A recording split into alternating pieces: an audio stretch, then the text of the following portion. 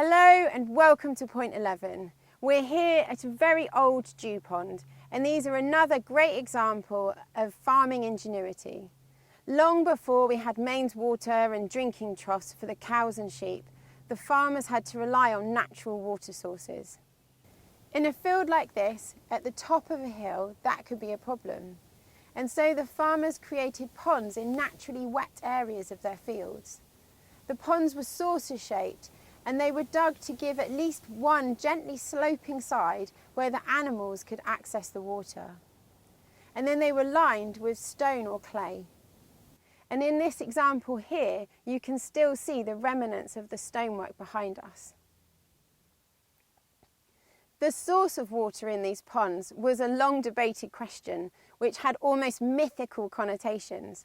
During the late 1800s and early 1900s, there were many studies carried out, and the debate about where the water came from raged in letters in the columns of newspapers like the Times. But today, Wikipedia assures us that they are replenished by rainfall, not by dew, and certainly not by magical forces.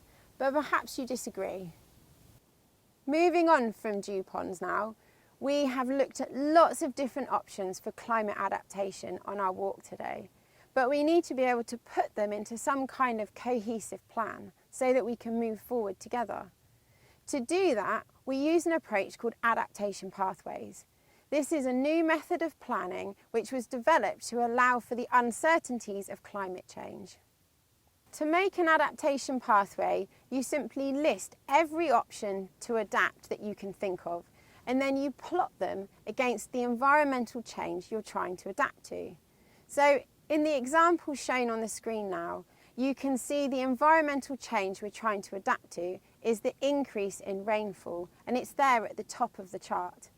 And underneath it, you can see the options including installing rainwater planters or using permeable surfaces on your driveways and patios.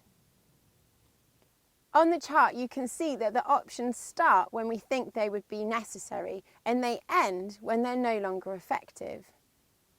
We've been creating these pathways with local communities and publishing them on our website so that everyone can edit and comment on them. They are best viewed on a full-size computer or at least a tablet. So later on, once you're home and have a nice cup of tea, head over to our website and take a look. Well, we're coming to the end of our walk today. There's just one more point to do, so let's head on through the woodland where we're going to meet up with Iona as well.